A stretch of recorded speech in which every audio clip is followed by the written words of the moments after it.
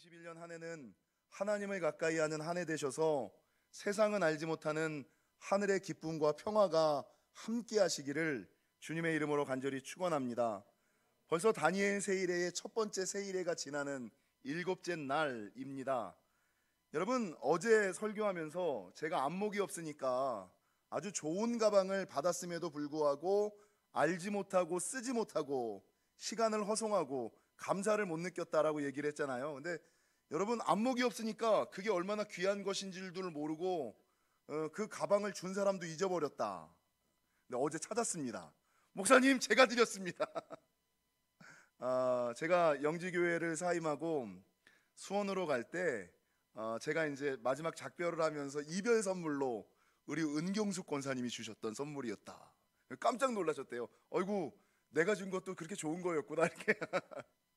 여러분, 바라는 것은 안목이 없는 것은 이렇게 감사를 모르고 하나님이 큰 은혜와 축복을 주셨음에도 알지 못하고 쓰지 못하고 느끼지 못하고 살아가는 것임을 기억하시고, 우리 옆 사람이랑 인사하겠습니다. 안목을 가집시다. 영적인 안목뿐만 아니라 육적인 안목뿐만 아니라 영적인 안목을 가지셔서 여러분 2021년에는 더 좋은 것, 더 나은 것을 구하시고 얻으시고 살아가시는 저와 여러분이 되시기를 주님의 이름으로 간절히 축원합니다.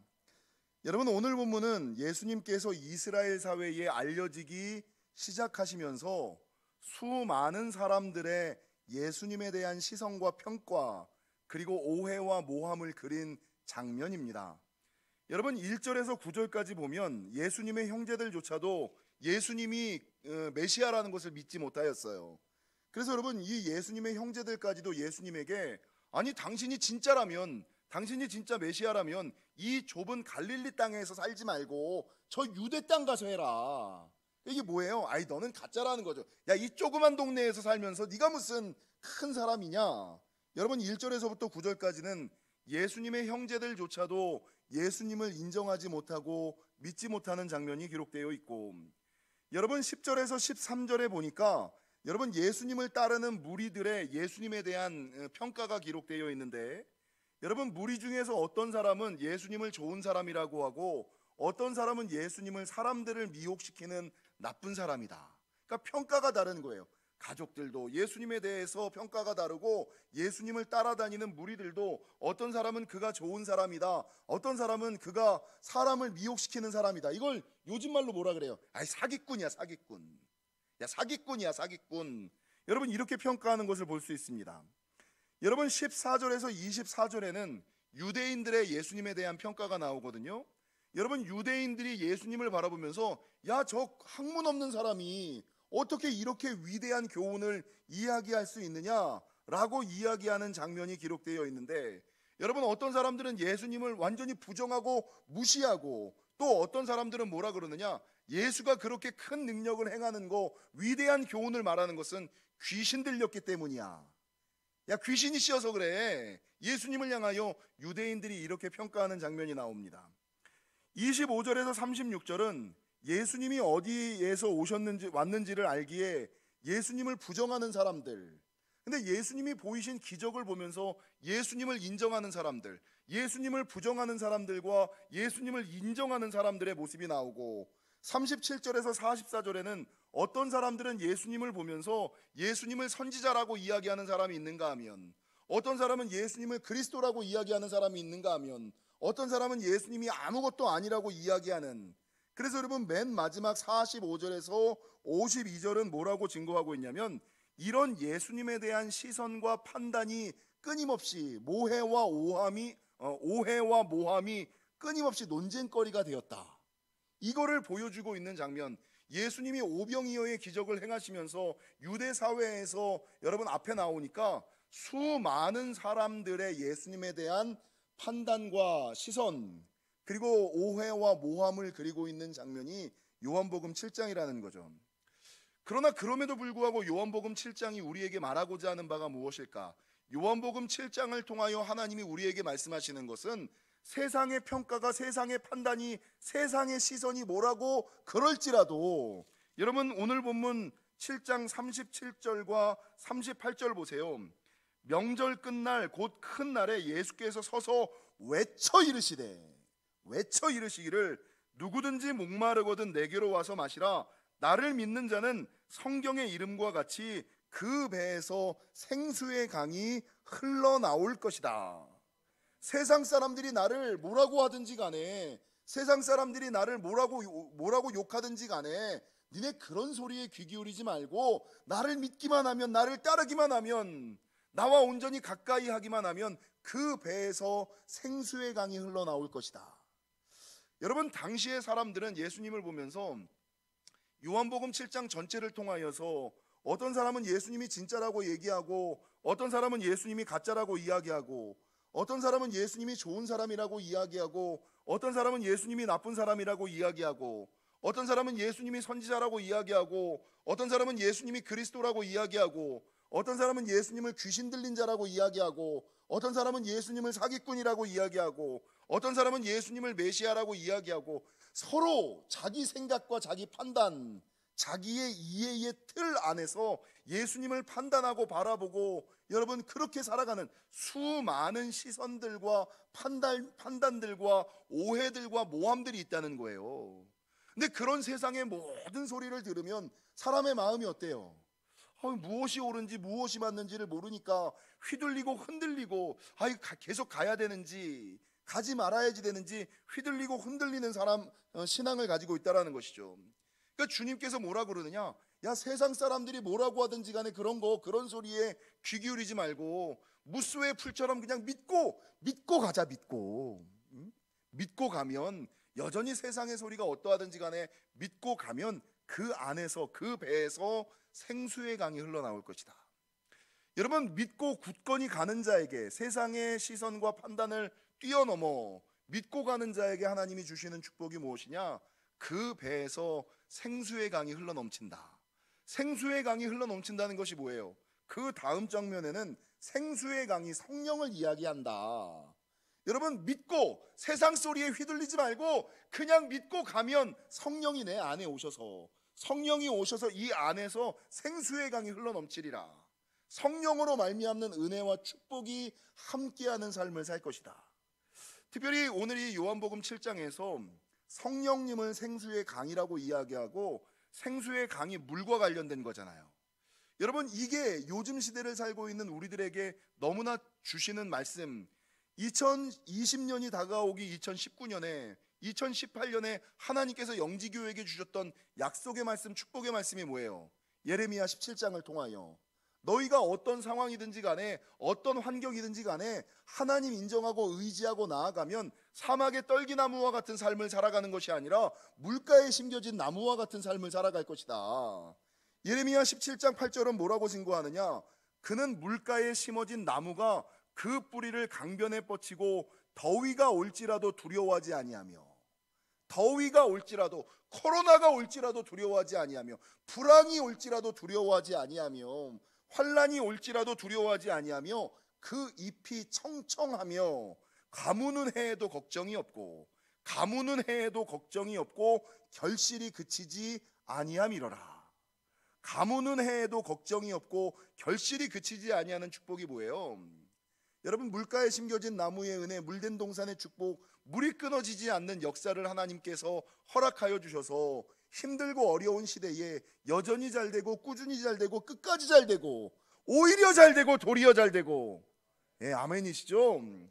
여러분, 이런 말씀, 이런 축복을 할 때는 아멘 아멘, 그 축복의 말씀, 약속의 말씀을 좀 따먹으셔야지 돼요. 따드셔야지 돼요. 내 것으로 만드셔야지 돼요. 그래서 여러분, 세상의 소리에 흔들리지 말고 여전히 믿음 가지고 확신 가지고 굳건히 가라. 세상의 시선과 세상의 판단, 세상의 생각으로부터, 생각을 뛰어넘어 자유하라.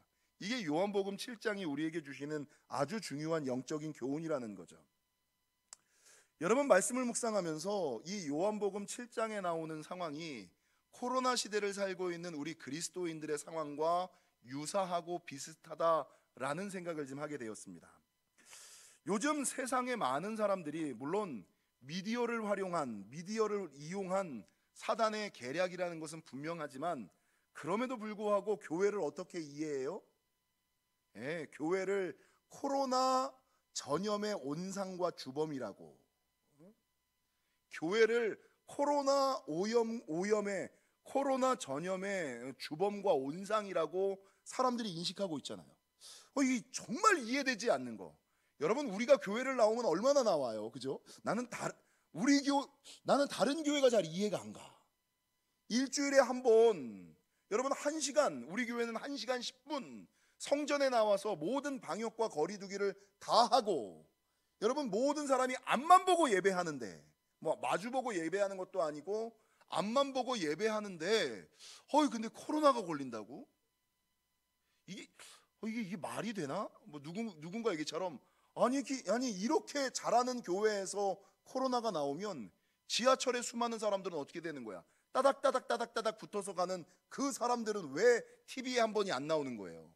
왜 그 큰 백화점과 마트는 한 번을 여론이 이야기하지 않을까요? 이해할 수 없어요. 지금도 요 가까운 마트에 가면 사람들이 그렇게 빠글빠글한데 거기는 1년이 지나도록 한 번이 안 나와. 그 수천만 명의 사람들이 왔다 갔는데도 불구하고 한 번 안 나오고, 오지도 않는 교회들은 왜 그렇게 코로나 오염의 코로나 전염의 온상이고 주범이라고 이야기들을 매일같이 그렇게 떠들어대는지. 여러분, 요즘에 목회자들의 개인의 타락으로 말미암아 교회가 얼마나 시끄러웠습니까? 요즘 그리스도인들이 얼굴을 들고 다니지 못하는 이유는 지난주 가장 뜨거웠던 정인이 사건. 차마 얼굴을 들지 못하고 차마 말하지도 못하는 상황을 우리가 지금 살아가고 있다는 것이죠. 이렇게 세상의 교회를 향한 삐뚤어진 시선과 이해, 평가와 오해와 모함이 있음에도 불구하고, 여러분, 이런 상황 가운데 우리가 들어야지 되는 하나님의 말씀은 오늘 본문 38절, 나를 믿는 자는, 그냥 그런 세상의 시선과 판단, 타인의 시선과 평가, 이런 것쯤은 좀 뛰어넘어서 이런 것들에 휘둘리지 말고, 이런 것들에 현혹되지 말고 그냥 무쏘의 뿔처럼 그냥 쭉 가자는 거예요. 굳건히 가자는 거죠. 휘둘리지 않고 흔들리지 않고 영향받지 않고, 여러분 그냥 굳건히 갈 때에 그 안에서 뭐가? 생수의 강이 흘러넘칠 것이다. 오늘 요한복음 7장이 의미하는 바는 세상의 수많은 사람들의 예수님에 대한 평가, 시선, 이런 것들이 있다는 거죠. 근데 그럼에도 불구하고 그런 소리에 휘둘리지 말고 흔들리지 말고 굳건히 갈 때에 하나님께서는 그 배에서 생수의 강이 터져 나오는 성령이 임하시고 성령으로 말미암는 축복을 우리들에게 주신다라고 성경은 증거하고 있다는 것입니다. 여러분, 예수님께서는 누구에게까지 인정받지 못하셨냐면 가족들에게, 어머니에게, 형제들에게까지 인정받지 못하였고 동네 사람들에게 인정받지 못하였음을 기억하시기를 바랍니다. 신앙생활하면서 가장 힘들고 어려운 것 가운데 한 가지가 뭔지 아세요? 타인의 시선. 타인의 시선을 이기지 못하고 타인의 시선 때문에 쭈삣거리며 살아가는, 타인의 시선과 이해, 평가와 판단과 관계없이 그냥 하나님만 보고, 그래서 시험에 든 사람들을 상담할 때 맨날 뭐라 그러냐면, 그냥 십자가 보고 가야지. 그냥 십자가 보고, 이 십자가 보고 가야지라는 말을 내가 남에게는 해주기가 참 쉬워요.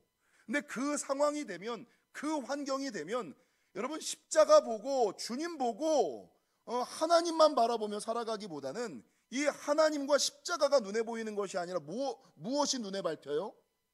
사람들의 시선, 사람들의 평가, 사람들의 판단이 어떨까? 이게 사실 하나님을 향한 시선보다 사람들에 대한 시선이 이 앞서서 시험 가운데 흔들리는 것이 사실이라는 거죠. 왜 그러냐면 여러분, 메슬로우라는 심리학자가 인간의 욕구를 5단계로 나누었거든요. 근데 1단계가 의식주 뭐 이런 것들이에요. 그리고 2단계가 뭐냐면 그런 것들이 있고, 1단계가 생리적인 욕구, 2단계가 안전의 욕구, 안전하게 평안하게 살아가고자 하는 욕구, 세 번째가 사회적인 욕구, 공동체 안에서 살아가고자 하는 욕구, 네 번째가 존중의 욕구거든요. 근데 이 존중의 욕구 가운데 한 가지가 뭔지 아세요? 여러분, 인정의 욕구가 들어가 있어요. 그리고 맨 마지막 제일 높은 게 자아실현의 욕구, 꿈을 꾸고 싶고 비전을 이루고 싶고 소원을 성취하고 싶고 하나님의 진리를 깨닫고 싶고, 그런데 그 진리를 깨닫기 전에 필요로 하는 것이 무엇이냐? 사람들의 인정, 사람들의 존중, 사람들의 존경을 받고 살아가는 명예와 권력과 돈, 부는 그 세 번째, 먹고 사는 문제 기본이 해결되는 게 첫 번째, 두 번째 안정, 세 번째 명예, 권력, 힘, 네 번째가 인정, 존중, 그리고 맨 마지막이 이제 진리를 깨닫는, 이게 인간의 욕구거든요. 근데 문제는 사람들의 시선과 평가, 사단이 우리를 흔들 때 사용하는 욕구가 뭐냐면 이 존중의 욕구, 인정의 욕구를 흔들어 버리는 거예요. 야, 너 남들 눈들 신경 써야지.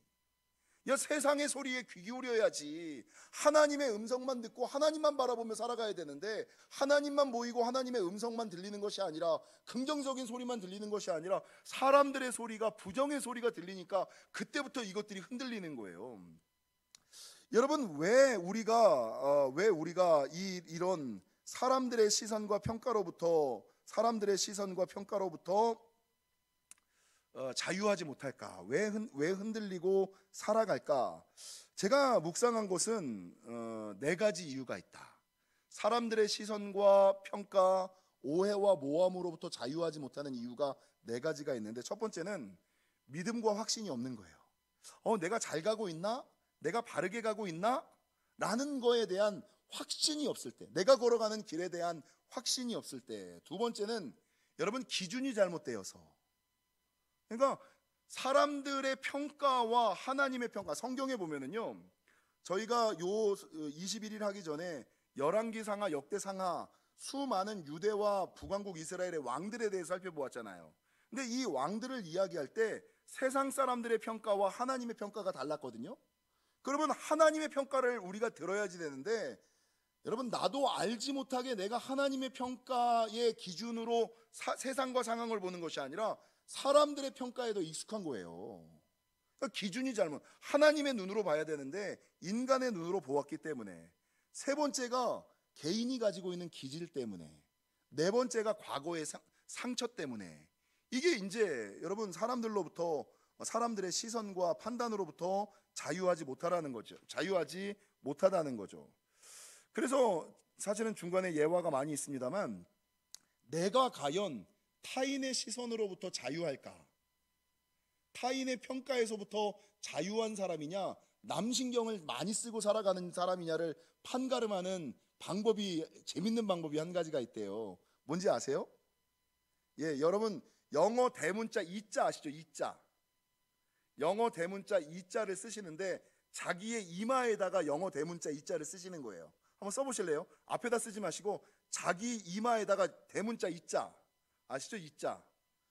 영어 대문자 이자를 써보세요. 쓰셨습니까?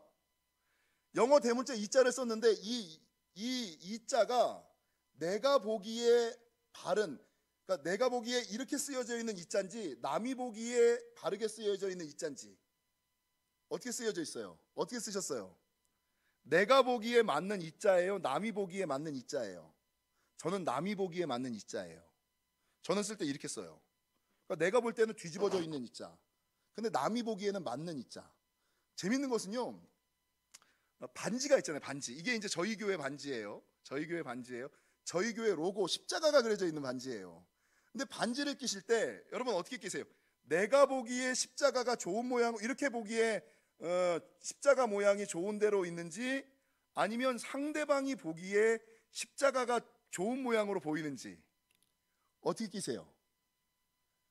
여러분, 내가 보기에 십자가 모양으로 끼는 사람, 이렇게 보기에 십자가가 위로 가 있게끔 보이는 사람은 자기중심적인, 자아중심적인, 나쁜 말이 아니에요, 자아중심적인 사람이에요. 근데 저는 남이 보기에 맞는 십자가를 끼거든요. 교회 십자가를 껴도 남이 보기에 이 십자가가 잘 보이게끔 끼거든요. 이자를 그려도 남이 보기에 맞는 이자를 그리거든요. 그러니까 저 같은 사람은 남 신경을 되게 많이 쓰는 사람이에요. 근데 자기가 보기에 이자를 그리는 사람들은 자존감이 높은 사람, 행복한 사람들, 이런 사람들이라는 거죠. 여러분, 그런데 이게 타인을 많이 신경 쓰는 것이 단순하게 나쁜 경우도 있지만, 요게 자존감과 타인에 대한 민감성이 함께 되면 어떻게 되느냐, 상대방에 대한, 타인에 대한 이타심으로, 배려로 나타날 수 있다. 그런데 문제는 자존감과 믿음과 확신이 없는 상태에서 타인을 신경 쓰다 보면 자신의 삶이 없는, 타인의 시선 때문에 수많은 연예인들이 악플 때문에 어려워하고 죽음에 이르는 이유가 뭐예요? 타인의 시선에 너무나 많은 영향을 받기 때문에, 그렇기 때문에 타인의 시선과 평가를 넘어서지 못하고 그 타인의 시선과 평가 때문에 죽음에 이르는 경향들이 너무나 많이 있다는 거죠. 여러분, 예수님께서도 그러셨어요. 타인의 시선과 평가, 그는 사기꾼이야, 그는 미혹하는 자야, 그는 귀신 들린 자야, 세상의 평가가 좋지 않았어요. 그러나 우리 예수님께서는 그 모든 세상의 시선과 평가를 딛고 일어서 넘어 자유하신 분이라는 거죠. 인류의 역사에 보면 사람들의 시선과 평가를 뛰어넘은 사람들이 참 많이 있어요. 발명왕 토마스 에디슨은 초등학교 시절에, 여러분 너무나 잘 아시는 것처럼 선생님이 이 토마스 에디슨에게 뭐라 그랬어요? 얘는 학교 수업을 따라갈 수 없는 바보입니다. 학교 수업을 따라갈 수 없는 바보입니다. 선생님이 그렇게 얘기를 했어요. 알버트 아인슈타인은 10살 때 교장 선생님이 뭐라고 말하고 있냐면, 너는 절대 제대로 성장하지 못할 거야. 베토벤은 어린 시절 음악 선생님으로부터, 선생님들이 중요한 거, 왜 알버트 아인슈타인도 그렇고 에디슨도 그랬고 베토벤도 이 선생님들로부터 이런 평가를 받았는지. 베토벤은 어린 시절 음악 선생님으로부터 작곡가로서의 재능이 전혀 없다. 월트 디즈니, 이 그림을 그렸던 사람은, 이 사람은 창의성이 없다. 독창적이지 않다. 너는 사무나 보는, 행정만 보는 사람이어야지 된다. 이 사람들에 대한 평가가 다 그랬어요. 그런데 아시는 것처럼 토마스 에디슨은 전기, 축음기 등 수백 가지의 발명을 하며 미국에서만 1093개의 특허를 받았고, 알버트 아인슈타인은 상대성 이론으로 노벨 물리학상을 받았고, 베토벤은 전원교향곡, 운명교향곡, 피아노 3중주곡 등 음악의 거성이라는 평가를 받았고, 월트 디즈니 또한 일생 동안 48개의 아카데미상과 7개의 에미상을 포함하여 950개가 넘는 훈장과 표창장을 받는 인물로 세상의 시선과 평가를 뛰어넘는, 야, 제가 잘 되겠어? 아우, 제가 온전히 사람 되겠어? 이 사람들의 평가를 뛰어넘는 사람들이 되었다라는 것입니다. 사랑하는 성도 여러분, 저와 여러분 어떠신지, 타인의 시선으로부터, 타인의 평가를 뛰어넘어 자유하게 그냥 앞만 보고 주님만 보고 십자가만 바라보며 살아가는 사람인지, 아니면 하나님만 바라보지 않고 사람의 시선에, 사람의 평가에 휘둘리고 흔들리며 살아가는 사람인지, 나를 더 먼저 사랑하고 하나님을 먼저 우선하며 살아가는 사람인지. 말씀을 준비하다가 이제 좀 끊겼는데, 말씀을 준비하다가 이런 예화가 하나 떠올리더라고요. 사람이 타인들에게 신경을 많이 쓰는 이유가 여러 가지가 있다, 네 가지가 있다라고 얘기를 드렸잖아요. 여러 가지가 있다라고 드렸는데, 네 번째가 뭐냐면 과거의 상처예요. 과거의 상처, 부모님으로부터 받은 상처. 이 가계에 흐르는 저주와는 다릅니다. 부모님으로부터 받은 상처 때문에 타인에 대해서 신경 쓰는 사람이 된다. 이게 왜 그러냐면, 어렸을 때 부모님으로부터 온전한 사랑을 받아본 적이 없는, 온전한 케어를 받아본 적이 없는 사람들, 그러니까 내가 어떤 이쁜 짓을 해야지만, 내가 어떤 부모님을 기쁘게 하는 일을 해야지만 부모의 케어와 사랑을 받은 사람들, 그러니까 부모님에게 그냥 온전한 자기의 모습을 보이는 것이 아니라 어떤 행위를 했을 때 사랑을 받는 거에 익숙해졌던 사람들은 태어나서도, 다 성인이 되고 나서도 남들의 시선과 평가를 의식하고 살아가는 거예요. 그런데 제가 이거를 연구하다가 어떤 사람이 어떤 책에서 이런 한 줄의 글을 썼더라고요. 사랑받는 사람이 되려고 하기보다 사랑하는 사람이 되어야 한다. 사랑받는 사람이 되려고 하지 말고 사랑하는 사람이 되는 것이 더 행복하다, 이런 말이 딱 있더라고요. 이게 오늘 제 설교와 조금 핀트가 다르기는 합니다만, 타인의 시선으로부터 자유할 수 있는, 우리가 신앙의 길을 걸어갈 때에 세상의 기준, 세상의 시선, 세상의 평가로부터 휘둘리지 않기 위해서는 하나님의 사랑을 받는 것도 중요하지만, 내가 하나님을 사랑하는 그 마음 가운데 살아갈 때에 세상으로부터 자유할 수 있음을 기억하시고, 세상의 기준과 하나님의 기준은 전혀 다릅니다.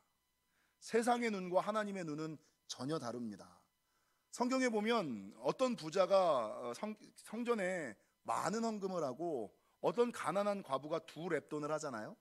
세상 사람들이 보기에는 많이 헌금한 사람이 대단할 거라고 생각했어. 많이 배운 사람들이 좋은 사람, 많이 가진 사람들이 좋은 사람이라고 생각을 하지요. 그러나 하나님께서 받으시고 축복하시고 성경에 기록된 사람은 어떤 사람이었어요? 과부의 두 렙돈이었다는 거죠. 하나님의 시선과 세상의 시선이 다름을 기억하시고 바라는 것은 세상의 시선에 신경 쓰는 사람이 아니라 하나님의 시선에 신경 쓰고 타인의 시선과 평가, 오해와 모함을 뛰어넘어 자유하시며 그냥 십자가 바라보고 하나님 바라보며 굳건히 가셔서 생수의 강이 그 배에서 흘러넘치시는 저와 여러분이 되시길